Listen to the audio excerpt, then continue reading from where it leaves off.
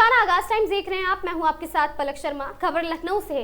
लखनऊ में समाजवादी पार्टी कार्यालय पर अखिलेश यादव की प्रेस कॉन्फ्रेंस हुई। आपको बता दें, BLO विजय कुमार वर्मा मलिहाबाद के परिवार को अखिलेश यादव ने 2 लाख की सहायता राशि दी है। चुनाव आयोग और बीजेपी दोनों मिल चुके हैं। आखिर चुनाव आयोग इतनी जल्दी में क्यों है? अखिलेश यादव ने कहा, ये सोची समझी षड्यंत्र है। बाबा साहब का जो संविधान है, ये लोग वोट छीन कर अधिकार खत्म करना चाहते हैं। अखिलेश यादव ने कहा, फतेहपुर में BLO पर इतने दबाव है कि उसने आत्महत्या कर ली।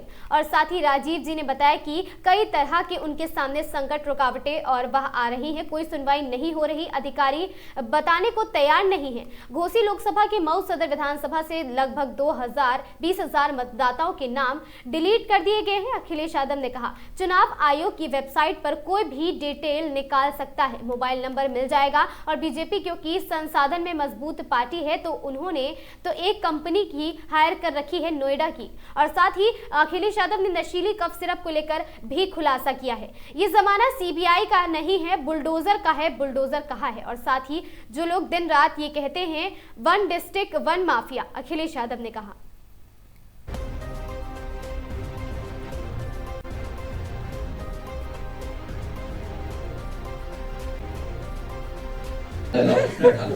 बिठा लो। कोविड फादर एक्सपायर हो गए।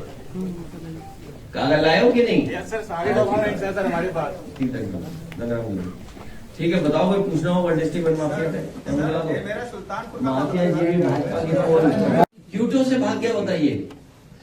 प्रधानमंत्री जी के क्षेत्र से अगर भाग जाए तो इससे गंभीर विषय कोई नहीं हो सकता है। और कितना बड़ा नेटवर्क रहा होगा। और ये नेटवर्क सब जानते थे बनारस में, पूरी बनारस के प्रशासन के लोग जानते थे। ये कोई नई चीज नहीं जानकारी में आई है। पूरा प्रशासन जानता था कि इस तरह का कुछ हो रहा है, चल रहा है। उसके बावजूद भी आंख बंद कर करके बैठे हुए थे। देखते हैं अब उनकी सरकार जो जीरो टॉलरेंस वाली है, क्या करती है ऐसे माफियाओं के लिए। सर, मुख्यमंत्री जी कहते हैं कि माफियाओं की संपत्ति को हम जब्त करा के उसको गरीबों को और मुख्यमंत्री की कौन संपत्ति जब्त करेगा? सर, वही मैं पूछने जा रहा था कि जो माफिया उनकी संपत्ति कब जब्त होगी? नहीं, माफियाओं की कौन कब्जा करेगा? अरे वो तो मुआवजा ले लेते हैं अपनी जमीन का। सबसे ज्यादा मुआवजा लिया उन्होंने। उत्तर प्रदेश में इतना तो मुआवजा किसी को नहीं मिला होगा जितना मुख्यमंत्री जी ने खुद लिया है।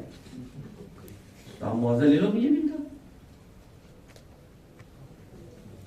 सर, उसकी एक तिरंगा रैली बनारस में आयोजित किया गया था, उसने किया था शुभम जायसवाल ने। डिटेल जानकारी में नहीं है। तो उसमें सब मुख्य अतिथि थे नीलकंठ तिवारी, जो बनारस दक्षिण के विधायक है भाजपा के और पूर्व मंत्री हैं। वो विधायक चुनाव जीतने के लिए दाल मंडी को चौड़ा कर रहे हैं। इसलिए मैंने कहा वो पॉलिटिकल डिमोलिशन था। कि पॉलिटिकल, आप किसी को राहत नहीं दे रहे, कोई सॉल्यूशन नहीं दे रहे हैं आप उसका पॉलिटिकल लाभ लेना चाहते हैं, पॉलिटिकल डेमोलिशन के लिए कर रहे हैं। उससे किन किन लोगों के जुड़े होंगे? हमारे पत्रकार साथी ने बताया ना कि न जाने कितनों के तार जुड़े हैं। और कितना बड़ा कारोबार, ये 100 करोड़ का कारोबार नहीं है, इससे बड़ा कारोबार है।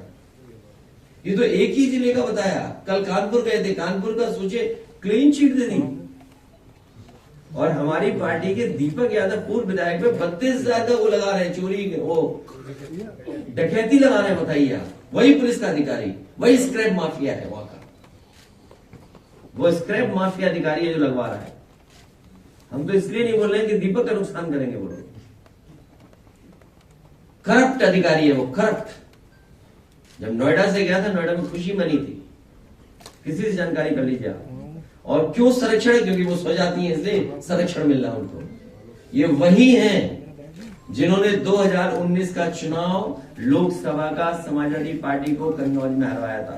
स्वजाति लोग ऊपर से नीचे तक नेटवर्क में बैठे हुए थे। जानकारी ही नहीं उनके पास, ट्रेनिंग ही नहीं उनके पास। अभी मैं एक BLO से मिला था, तो BLO की स्थिति ऐसी थी कि शायद वो उस काम को पूरी जिम्मेदारी से नहीं कर पा रहे थे। उनके साथ एक सहायक था, उन्होंने अपने रिश्तेदार को बुला रखा था किसी दूसरे शहर से, जो कंप्यूटर इंजीनियर था। तो हमने कहा ये कौन है? बोले ये हमारी मदद करेंगे।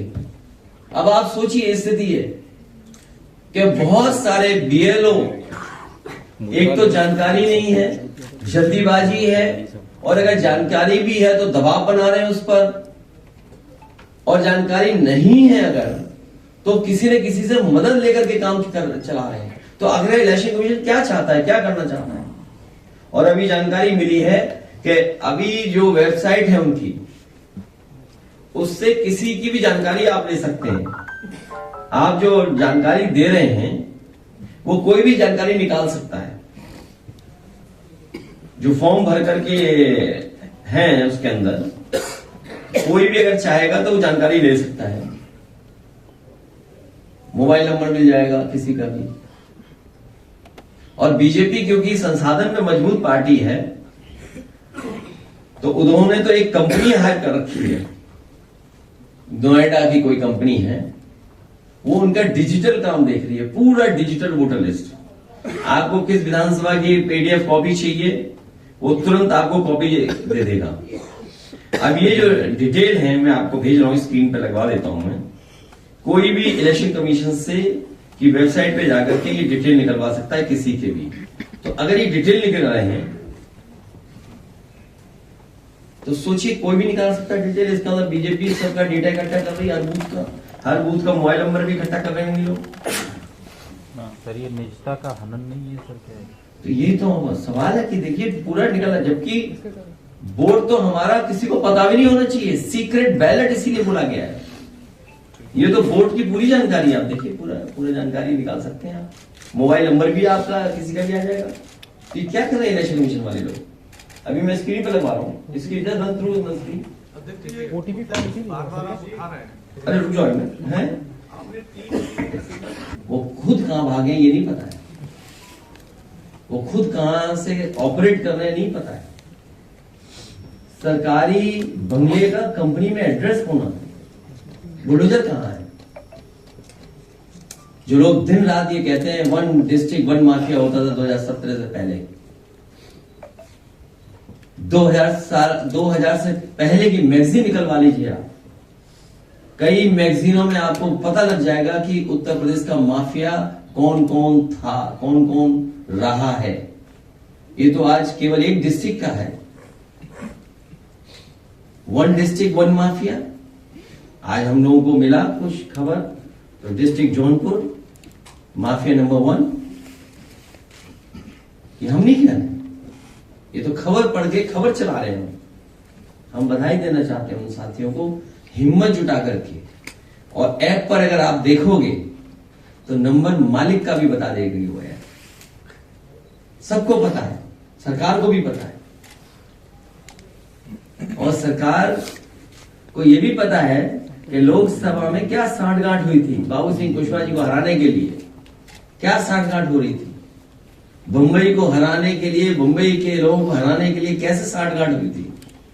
जो बंबई से चले गए हार करके, उनसे पूछिए कि उन्हें चुनाव में हराने के लिए क्या क्या सांठगांठ हुई थी और किससे सांठगांठ हुई थी, की गई थी। उन यहाँ के मुख्यमंत्री हो, डिप्टी सीएम हो, क्या कहते हैं कि 2017 से पहले 1 डिस्ट्रिक्ट 1 माफिया था।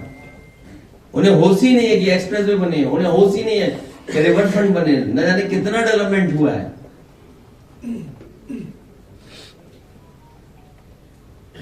अभी तो पहले डिस्ट्रिक्ट हमने जारी किया है, अभी तो उत्तर प्रदेश में बहुत डिस्ट्रिक्ट है। सीरीज चलेगी क्या सर? वो देखिए ना क्या लिखा है, दिखाओ दोबारा दिखाओ।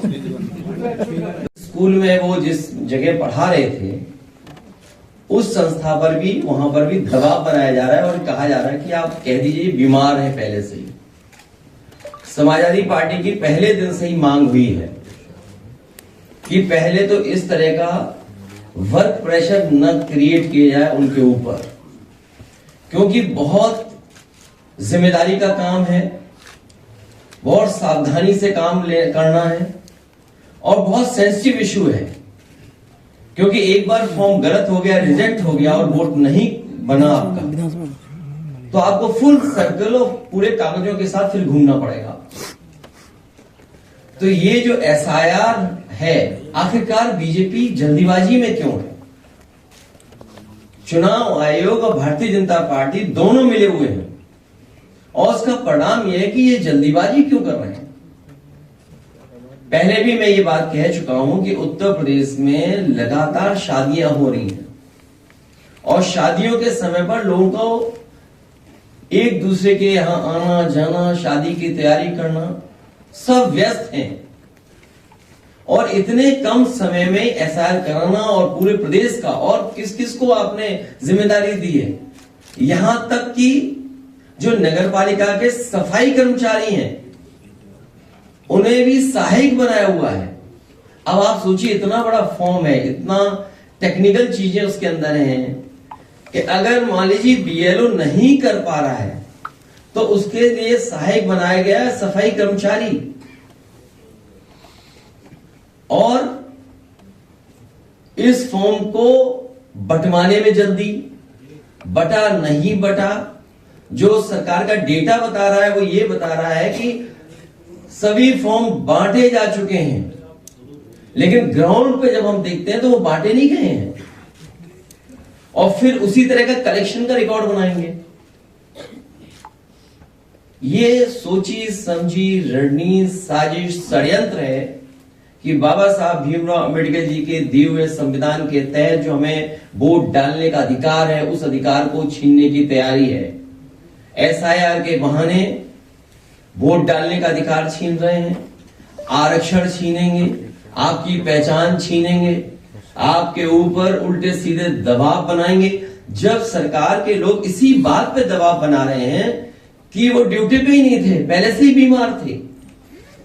और कल रात जब मैं फतेहपुर में गया था, उन सुपरवाइजर के परिवार के लोगों से जब मैं मिला हूं, उनसे जो बातचीत हुई है, उस बातचीत के दौरान उनकी बहन, उनके परिवार, उनके तमाम जो सहयोगी साथी थे, वो यही बता रहे थे कि उनके ऊपर लगातार सरकार के माध्यम से दबाव बनाया जा रहा था कि जल्दी करिए और जल्दी फॉर्म बंटवाइए, जल्दी फॉर्म भरवाइए। और उसका परिणाम यह हुआ कि उन्होंने आत्महत्या कर ली। उस परिवार की भी मैं मदद करके आया हूं। तो आखिरकार जल्दी क्या है एसआईआर की? वेस्ट बंगाल के भी लोग ये कह रहे हैं कि चुनाव आयोग के खून से हाथ रंग गए हैं। अब इन लोगों की जान गई है, कौन मदद करेगा? चुनाव आयोग को सामने आना चाहिए, मदद करना चाहिए, क्योंकि ये सब कर्मचारी, अधिकारी चुनाव आयोग के लिए काम कर रहे हैं। और चुनाव आयोग का काम हमने बहुत करीब से देखा है बाई इलेक्शन में। जिस समय बाई इलेक्शन हो रहा था उस समय पूरा का पूरा चुनाव आयोग के अधिकारी चुप बैठे हुए थे। उन्होंने बूथ लूटने दिया, उन्होंने अधिकारियों के माध्यम से जो जो बीजेपी करवाना चाहती थी वो होने दिया, वोट डलवा लिया। सीसीटीवी पे सब है कि आपके किन लोगों ने वोट डाला है, कौन प्राइवेट ड्रेस पहन करके आया था और वोट डाल गया। इसीलिए सीसीटीवी की अब फुटेज भी नहीं देंगे आपको, रिकॉर्डिंग भी नहीं देंगे। ये पूरी सोची समझी रणनीति है कि लोकतंत्र देश से खत्म हो जाए। अभी मुझे राजीव राय जी की चिट्ठी मिली है, उन्होंने जानकारी दी है कि तमाम तरह की उनके सामने संकट, रुकावटें और वो आ रही है, कोई सुनवाई नहीं है, अधिकारी बताने को तैयार नहीं है। उनकी ये चिट्ठी है, ये बकायदा व्हाट्सएप पे आपको भेज दिए जाएंगे। और देखिए अभी 13वीं नहीं बन पाई है। घोसी लोकसभा में कई विधानसभा में तैयारी हो गई है। लोकसभा घोसी में तैयारी होगी, क्या निर्देश चले गए हैं कि 20-20 हजार वोट काट दो हर विधानसभा में। ये राजीव राय जी की चिट्ठी के माध्यम से मैं कोट कर रहा हूं बात को।